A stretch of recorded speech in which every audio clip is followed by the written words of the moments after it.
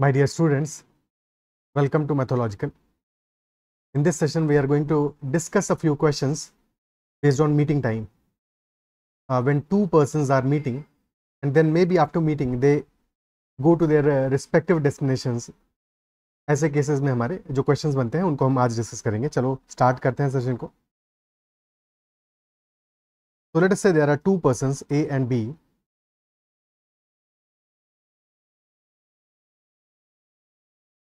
ठीक है, two persons A and B. And they are starting, let us say this is place P and this is place Q. So A is starting from P towards Q and B is starting from Q towards P. Speed of A, first person A है हमारा, तो मान लेते हैं speed of A is S1 and second person B है, speed of B is S2. So since they are going in the opposite directions, after some time they will be meeting. They are starting at the same time पे start कर रहे हैं. After some time they will be catching up. Isn't it so? ठीक है, after some time they will be catching up. और time same होगा जब वो मिलेंगे.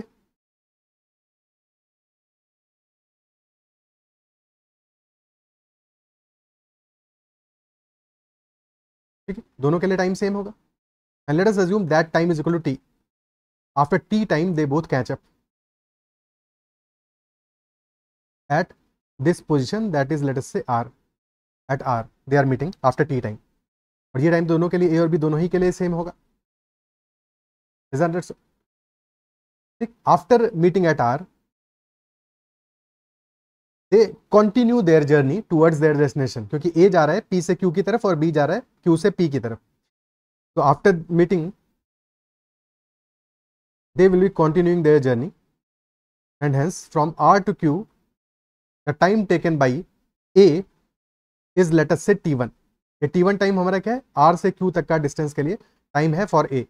Similarly, B also continues his journey from R and he goes from R to P in T2 time.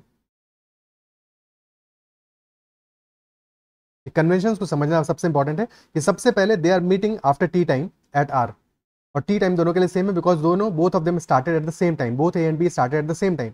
After meeting at R, A continued his journey towards the destination and he reach the destination Q in time T1, और B ने अपना journey continue किया है are से P तक, time लगा है उसको T2. ठीक है, ओके.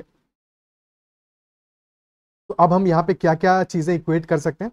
तो सबसे पहले ऑब्जर्व करते हैं this distance P R. P R पे फोकस करते हैं. दो पार्ट में ब्रेक कर लिया, पी आर और Q R. For distance P R, A covered this journey in T time, और स्पीड है ए की S1. ए ने टी टाइम में कवर किया है, स्पीड है S1.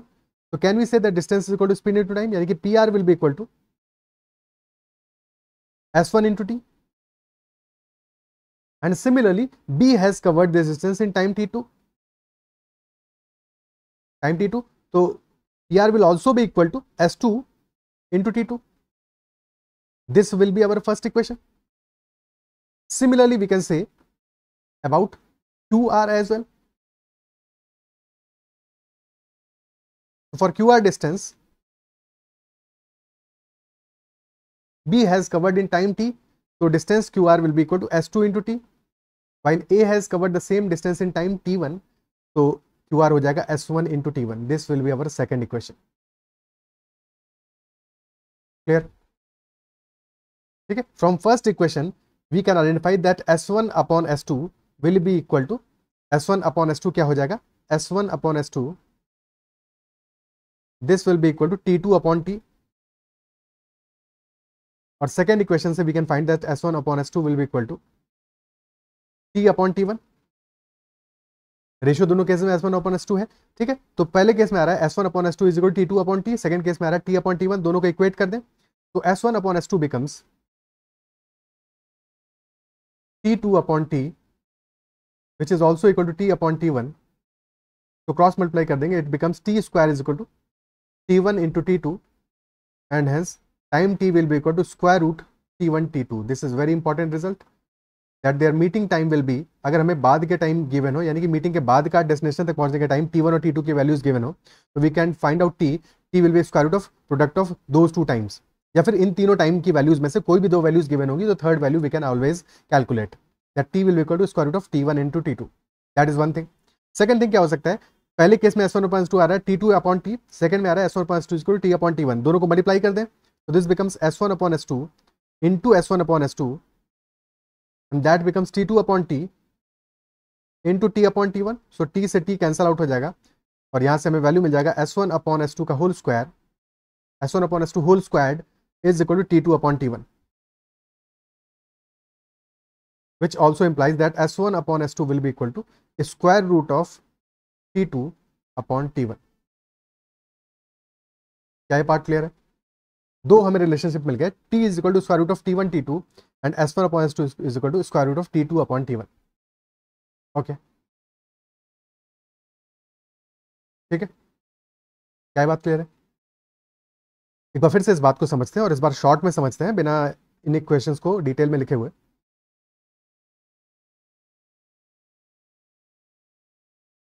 तो A went from P to Q with speed S1 and B went from Q to P with speed S2.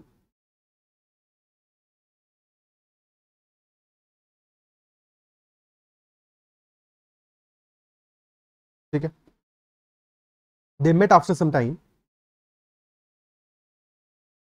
at some position R and after meeting A continued his journey.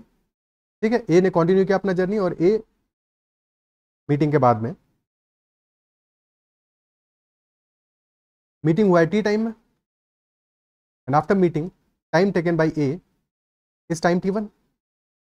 Similarly B also continued his journey after meeting हुआ है T time में and after meeting time taken by B is time T2. अब जब हम PR portion को observe करेंगे तो distance तो सेम है, A और B दोनों के लिए डिस्टेंस सेम है, इजंट इट सो? B यहाँ पहुंच गया और A अपना ऑपोजिट डायरेक्शन में पहुंच गया, तो A और B दोनों के लिए PR स्ट्रेच तो सेम है, दोनों ने ट्रैवल किया है. A ने ट्रैवल किया है T टाइम में और B ने ट्रैवल किया है T2 टाइम में. तो स्पीड का रेशियो क्या होगा? क्योंकि डिस्टेंस सेम है, स्पीड का रेशियो एक्जैक्टली ऑपोजिट होगा टाइम के रेशियो के. स्पीड का रेशियो टाइम के रेशियो के ऑपोजिट होगा. तो S1 अपॉन S2 अगर हम आइडेंटिफाई करें यहाँ पे क्या आएगा? S1 अपॉन S2 यानी speed of A upon speed of B, that will be equal to time taken by B divided by time taken by A, यानी कि this will be equal to T2 upon T. और यही same चीज अगर हम देखें QR stretch में, तो अगेन QR स्ट्रेच का डिस्टेंस सेम है दोनों A और B के लिए. So we can directly say that S1 upon S2 यानी कि time taken speed of A divided by speed of B, that will be equal to time taken by B divided by time taken by A. और time taken by B है T और time taken by A है T1, तो T bye T1. अब इनको equate कर लेंगे जैसे हमने प्रीवियस केस में किया था और हमें दो इंपॉर्टेंट रिजल्ट मिले that S1 upon S2 is equal to square root of T2 upon T1. ध्यान देना है कि S1 अपॉन S2 में ऑर्डर क्या है? पहले 1 है, बाद में 2 है, और square root T2 upon T1 में टाइम्स का वैल्यू ऑपोजिट ऑर्डर में आता है. ठीक है, similarly T meeting time will be equal to square root of T1 into T2. These are two important results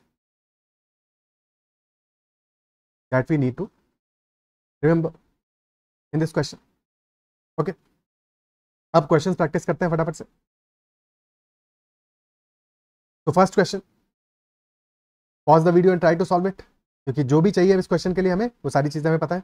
okay, तो A and B started their journey from X to Y and Y to X. After crossing each other, A and B completed the remaining parts of their journey in 6 and 1/8 hours. A ने complete किया है remaining part in 6 and 1/8 hours और B ने complete किया है 8 hours में. So if A speed of A B is 28 km per hour, then we find the speed of A. यानी कि हमें speed का relationship use करना पड़ेगा because हमें B का speed given है, A का speed पता लगाना है और हमें remaining time के लिए यानी कि T1 और T2 की values given है. This is T1, this is T2 and speed of B given है यानी कि S2 की वैल्यू given है. S1 upon S2 will be equal to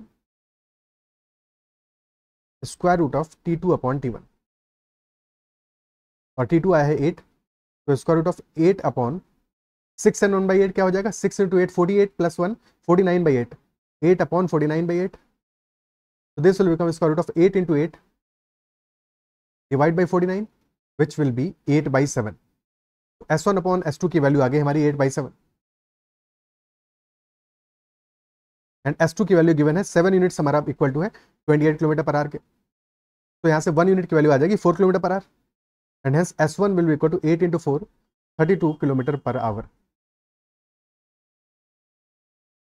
that will be our answer 32 kilometre per hour. Clear है? ठीक, okay, this will be our answer. Next question देखते हैं। A and B start moving towards each other from place X and Y respectively at the same time on same day. The speed of A is 20% more than that of B. A की speed 20% more than that of B है, यानी कि 1/5 ज्यादा है। तो B का speed is 5, A का speed हो जाएगा 6, यानी कि speed of A upon speed of B S1 upon S2 will be equal to 6/5। And after meeting on the way A and B take P hours and 7 and 1/5 hours respectively. तो A को लग रहा है P hours यानी कि T1 की value given है और T2 हमारा है 7 and 1/5 hours. S1 by S2 क्या होगा? That will be square root of T2 upon T1। तो पुट कर देते हैं वैल्यूज यहाँ पे, square root of T2 by T1। T2 हमारा आ रहा है 7 and 1/5, तो 7 into 5 35 plus 1 36/5, तो 6/5 इज 36/5P का स्क्वायर रूट। अगर हम स्क्वायर कर दें दोनों साइड में, so this becomes 36/25, this is equal to 36 upon 5P। तो clearly P becomes equal to 5। P की वैल्यू 5 आ जाती है और क्वेश्चन में P की ही तो वैल्यू पूछा है, तो आंसर आ जाएगा P is equal to 5। Easy question, बस डायरेक्टली हमें जो इक्वेशंस हैं, जो हमारे जो वैल्यूज हमने ऑलरेडी कैलकुलेट किया हुआ है, बस उनको ही अप्लाई करना है और कुछ नहीं करना। ठीक है, लास्ट में एक बार सेशन के एंड में हमें एक और कॉन्सेप्ट समझेंगे इसी पे बेस्ड, जो थोड़ा सा बेटर क्वेश्चन आएगा, तो फिर वहां पे हमें इन चीज़ों को कनेक्ट करना पड़ेगा। ठीक है, ये तो सिंपल क्वेश्चंस हैं और ऐसे क्वेश्चन एग्जाम में आते रहते हैं। कैट में भी ऐसे क्वेश्चन आए हैं जो कि हम कैट के जब PYQ डिस्कस करेंगे तो वहाँ पे हम डिस्कस करेंगे, ऐसे क्वेश्चन प्रीवियस ईयर्स में आए हुए हैं रिसेंटली। ओके, और डायरेक्ट क्वेश्चन आए हुए बिल्कुल। So two trains A and B leave station P and Q simultaneously and travel towards Q and P respectively on the same route. After meeting en route, A takes 1 hour to reach Q and B takes 4 hours to reach P. यानी कि मिलने के बाद में A को लग रहा है 1 hour का टाइम, तो this is value of T1, T1 is equal to 1 hour, and B को लग रहा है 4 hours का टाइम, तो this is value of T2, T2 is equal to 4 hours. तो how long did A take to cover the entire distance? इस question में हमें क्या चाहिए? हमें चाहिए है total time taken by A, total time taken by A। और टोटल टाइम क्या होता है भाई? मीटिंग होगा पहले तो मीटिंग में ही A को लग जाएगा टाइम T, और फिर मीटिंग के बाद अपने डेस्टिनेशन पहुंचेगा, टाइम लगेगा T1, टोटल टाइम हमारा होगा T प्लस T1। T1 की वैल्यू गिवन है, T निकाल सकते हैं, कैसे आएगा? T will be equal to square root of T1 into T2, तो square root of 1 into 4, and hence T will be equal to 2 hours। तो time taken by A, complete time taken by A will be equal to T plus T1, so that will be 2 plus 1 which is equal to 3 hours। Question में A का ही time पूछा है तो answer will be 3 hours only. अगर B का time पूछता, time taken by B will be equal to T plus T2, so that will be 2 plus 4 hours which is equal to 6 hours, that will be time taken by B। Clear है? Next question. Two trains left from two stations P and Q towards Q and P respectively 3 hours after they met. They were 270 kilometers apart. Trains arrived at their respective destinations 16 and 25 hours after crossing each other. To find the distance PQ.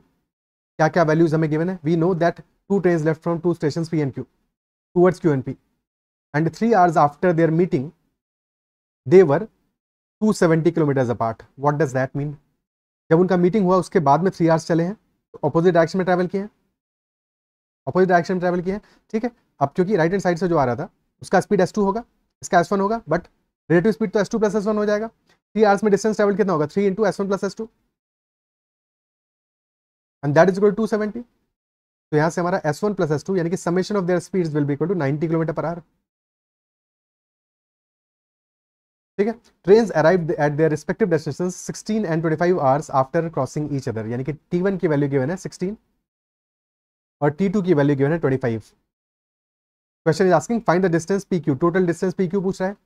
तो अगर हम total time निकाल लेंगे तो distance निकाल सकते हैं, speed का रेशियो निकाल लेंगे तो वहां से स्पीड की वैल्यूज निकाल सकते हैं, टोटल टाइम निकाल लेंगे और स्पीड की वैल्यूज निकाल लें, क्योंकि अभी तो दोनों चीजें हमें निकालनी पड़ेंगी, सॉल्व करना पड़ेगा। ठीक है, तो S1 बाय S2 क्या आ जाएगा? S1 by S2 will be equal to square root of T2 by T1। So that will be square root of 25 by 16 which is equal to 5/4. Ratio आ गया 5/4 का, सम आ रहा है 90 का, तो 5 + 4 9 यूनिट्स हमारा 90 के बराबर है, तो यानी कि स्पीड्स हमारी आ जाएंगी exactly s1 will be equal to 50 and s2 will be equal to 40. तो स्पीड की वैल्यूज हमें मिल गई. अब समहाउ हम t की वैल्यू निकालें टाइम जिसके बाद की उनका मीटिंग हुआ है, तो क्वेश्चन सॉल्व हो जाएगा. और t हमें पता है t is equal to square root of t1 into t2,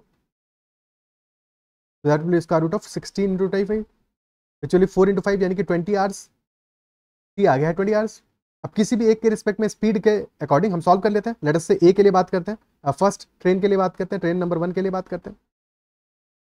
तो ट्रेन नंबर 1 को टोटल टाइम कितना लगा है t + t1 which will be equal to 20 + 16 hours यानी कि 36 आवर्स का टाइम लगा है.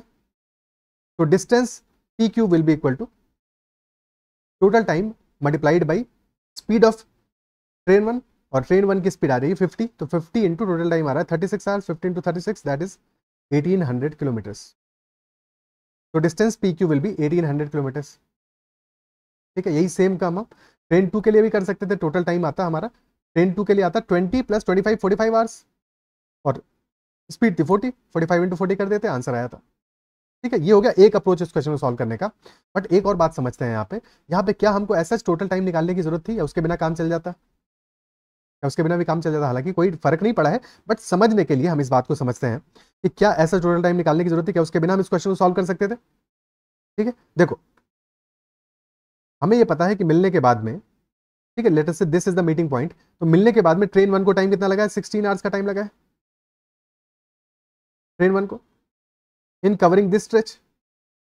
एंड सिमिलरली मिलने के बाद में ट्रेन 2 को टाइम लगा है 25 आवर्स का, isn't it so? In covering this stretch. और दोनों को ऐड कर देंगे टोटल टाइम आ जाएगा. ठीक है, तो total distance P Q will be equal to, let us say this point is R, तो टोटल डिस्टेंस पी क्यू हमारा आ जाएगा P R plus Q R. और पी आर क्या होगा, पी आर डिस्टेंस ट्रेवल किया है T2 ने S2 स्पीड से, और टाइम लगा 25 आवर्स का, और S2 है हमारा 40, तो 14 × 25 that will B P R, plus Q are distance travel किया है ट्रेन 1 ने 16 आवर्स का टाइम लगा है, और स्पीड है 50, तो 50 इंटू 16, तो this will B 40 into 25 1000 plus 800, तो 1800 हमारा डिस्टेंस आ जाएगा. तो डायरेक्टली भी बिना टी को कैलकुलेट किए भी हम इस क्वेश्चन को सॉल्व कर सकते थे. Isn't it so? क्या ये बात अप्रिशिएट कर पा रहे हो? ठीक है, तो ऐसे हमें टाइम निकालने का, ओवरऑल मीटिंग टाइम निकालने का जरूरत नहीं था, निकाल लिया, कोई प्रॉब्लम नहीं है, कोई दिक्कत नहीं है. बट ये भी समझ में आना चाहिए कि ऐसा रिक्वायरमेंट नहीं था. कोई किसी और क्वेश्चन में थोड़ा वैल्यू कॉम्प्लेक्स हो, चीज़ें फंसाई हुई हो, तो वहाँ पे हम डायरेक्टली भी कैसे सॉल्व कर सकते हैं ये भी समझ में आना चाहिए. ठीक है, अब ये तो हो गए हमारे कन्वेंशनल क्वेश्चंस.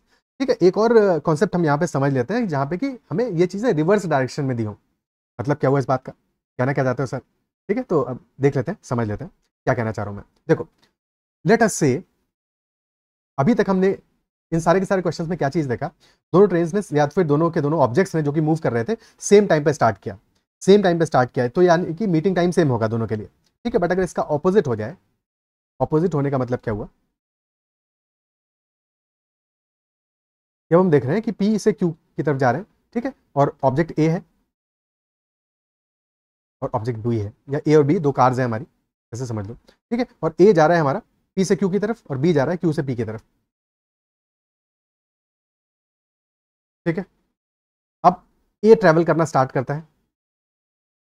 इस बार हम दोनों का टाइम डिफरेंट लेंगे, स्टार्टिंग टाइम डिफरेंट लेंगे. ठीक है, ए ट्रैवल करना स्टार्ट करता है, और लेट अस से कि ए को टाइम लग रहा है, यहाँ पे ए स्टार्ट कर रहा है अपना ट्रैवल टाइम, T1 टाइम लग रहा है. ठीक है, ए और बी दोनों मिलते हैं, जब मिलेंगे तो टाइम सेम इसलिए नहीं होगा, मिलने का टाइम तो सेम होगा जिस टाइम पे वो मिलेंगे, बट स्टार्ट अगर डिफरेंट टाइम पे किया है तो दैट इज वाई, क्योंकि स्टार्ट डिफरेंट टाइम पे किया है, तो ए को मान लो T1 टाइम लग रहा है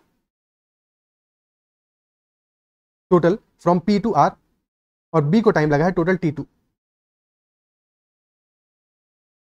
स्पीड ए की है S1 और स्पीड बी की है S2. ठीक है, लेकिन मिलने के बाद में क्या होता है, आफ्टर मीटिंग क्या होता है, मिलने तक तो टाइम डिफरेंट है, बट मिलने के बाद में दोनों को टाइम सेम लगता है. ठीक है, मिलने के बाद में दोनों को टाइम सेम लगता है to reach their respective destinations. यानी कि ए को टाइम लग रहा है T to reach from R to Q, और बी को टाइम लग रहा है T to reach from R to P. जबकि मिलने के समय टाइम डिफरेंट है। तो यहाँ पे हमने चीज़ों के साथ क्या किया, एग्जैक्टली रिवर्स हो गया। तो पीछे वाला केस था हमारा, जो केस हमने ऑलरेडी डिस्कस किया है, उसका ये रिवर्स केस है। बाकी कॉन्सेप्ट एक्जैक्टली सेम रहेगा। तो यहाँ पे भी क्या आएगा अपना S1 अपॉन S2, ये डिस्टेंस ट्रैवल किया है S2 स्पीड से, ये डिस्टेंस ट्रैवल किया है S1 स्पीड से, तो S1 अपॉन S2 क्या हो जाएगा, डिस्टेंस PR सेम है हमारा दोनों के लिए, ठीक है। S1 अपॉन S2 आ जाएगा speed of second person divided by sorry time taken by second person divided by time taken by first person, यानी कि that will B T/T1। And by the same logic QR distance में ये चीज observe करेंगे तो S1 by S2 क्या आ जाएगा, S1 अपॉन S2 आ जाएगा T2/T। तो पूरा कॉन्सेप्ट अभी भी एक्जैक्टली सेम रहेगा कि T हमारा होगा square root of T1 T2 और S1 बाय S2 का होल स्क्वायर हो जाएगा T2/T। ठीक है। तो जस्ट इन केस अगर इसका ऑपोजिट भी आता है, यानी कि ये वाला एग्जांपल भी क्वेश्चन में पूछा जाता है, तो भी समझना है कि ये कुछ और नहीं है जो ऑलरेडी हमने डिस्कस किया है, बस वही सेम चीज़ है। ये समझना भी इंपॉर्टेंट है, बिकॉज कभी क्वेश्चन फंसाने के लिए ऐसे भी पूछा जा सकता है। Is that part clear? ठीक है। बीच में इनको आर पे ब्रेक भी ले लें आधे घंटे का, कोई फर्क नहीं पड़ता, वो आधे घंटे का टाइम सेपरेट हो जाएगा। कभी क्वेश्चन में ऐसा भी हो सकता है। ठीक है। तो ये हमने जो भी वैरायटी डिस्कस हो सकता था, जो भी वैरायटी पॉसिबल हो सकता था मीटिंग टाइम बेस्ड प्रॉब्लम्स में, ये हमने देख लिया इस सेशन में। आई बिलीव सेशन में जो भी बातें हमने डिस्कस की तो समझ में आई होंगी, और इस पर बेस्ड क्वेश्चन को कुछ प्रैक्टिस करें अपने एंड पे, तो डेफिनेटली तुम्हारा जो टॉपिक है ये कवर हो जाएगा अच्छे से। ठीक है। अब नेक्स्ट सेशन में हम टू एंड फ्रो मोशंस पे बेस्ड क्वेश्चंस करेंगे, जबकि लोग दो पर्सन्स हैं जो कि आ रहे हैं दो अलग अलग डायरेक्शन से, ठीक है, और एक लीनियर मोशन में है, दोनों मिलते हैं, मिलने के बाद में फिर वो आगे कंटिन्यू करते हैं, फिर वो मान लो P से Q जा रहे हैं, तो A P से Q जा रहा है, Q तक जाता है, Q से फिर वापस P तक आता है, फिर Q तक जाता है, और ऐसे वो कितनी बार मिलते हैं वगैरह वगैरह क्वेश्चन होगा कि 10th मीटिंग उनका कब होगा, 5th मीटिंग कब होगा, वगैरह वगैरह इस टाइप के जो क्वेश्चन है टू एंड फ्रो मोशंस वाले, यानी लगातार जहाँ पे मोशन चलता रहता है। ठीक है। तो ऐसे क्वेश्चंस को हम डिस्कस करेंगे नेक्स्ट सेशन में। इस सेशन में इतना ही रखते हैं। आई बिलीव सेशन में जो भी क्वेश्चन डिस्कस किए समझ में आएंगे। कहीं पे भी कोई डाउट हो तो make sure to comment about that doubt as well. और अगर सेशन पसंद आए तो उसको लाइक जरूर करना है, अगर अब तक चैनल सब्सक्राइब नहीं किया तो जरूर से कर लेना। ठीक है। That's all for this session. Bye bye, take care and keep learning.